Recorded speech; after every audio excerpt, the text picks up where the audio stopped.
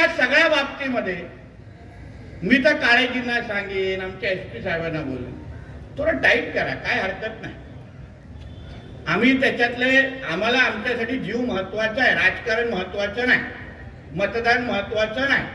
मतदान एवढं महत्वाचं असतं ना, तर मी एवढे दारू आणि त्या मटक्याच्या अट्ट्यांवर मी छापे मारले नसते.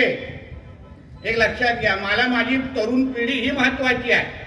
2-4 निवडणुकीमध्ये लोक थोडी नाराज झाली तर चालतात, पण 10 वर्षानंतर जेव्हा घरातला मुलगा चांगला शिकेल आणि हातातला मोबाईल बाजूला ठेवून मटका बिटका जो खेळत होता ते बाजूला सोडून हातात डिग्री घेऊन जेव्हा आई वडिलांकडे उभा राहील ना, तेव्हा मला वाटेल की मी काहीतरी चांगलं केलेलं. मग एक निवडणुका हरलो तरी चालेल, पण तो मुलगा किंवा त्या आई वडिलांच्या चेहऱ्यावर जेव्हा मला समाधान दिसेल आणि माझ्या सिंधुदुर्ग जिल्ह्यातला जेव्हा तरुण कुठल्या तरी चांगल्या पदावर जाऊन बसेल, तेव्हा माझ्यासारख्या व्यक्ती खरा म्हणतात अभिमान वाटेल. म्हणून या सगळ्या कार्यक्रमाच्या निमित्ताने आपण सगळ्या जणांनी विचार करावा.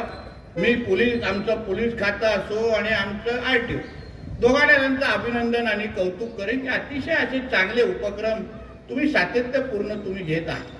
मला काळेजींनी सांगितलं, हाच कार्यक्रम गेल्या वर्षी ओरसला झालेला, तेव्हापासून त्या एका वर्षामध्ये 11% या सगळ्या अपघाताने आपल्या जिल्ह्यामध्ये कमी झालेले आहे. म्हणजे आमच्या RTO असो किंवा संलग्न असले जेवढी खाती असो तरी एवढं चांगलं काम केलेलं आहे की 11% आपण कमी आलेलो आहे. तरी पण काळेजींना सांगेन, मी 11%वर समाधानी राहणारा व्यक्ती नाही, मला अजून पाहिजे. मला आमच्या जिल्ह्यातला एक कुठलाही व्यक्तीचा जीव अपघातामुळे या सगळ्या ह्याच्यामुळे जाता कामा नये, ह्यावर आपण 0 टॉलरन्सवर आपण सगळ्या जणांनी काम करायलाच हवं. अतिशय चांगला उपक्रम या निमित्ताने लावला. आता ही बाईक रॅली चांगल्या पद्धतीने इथून निघणार आहे.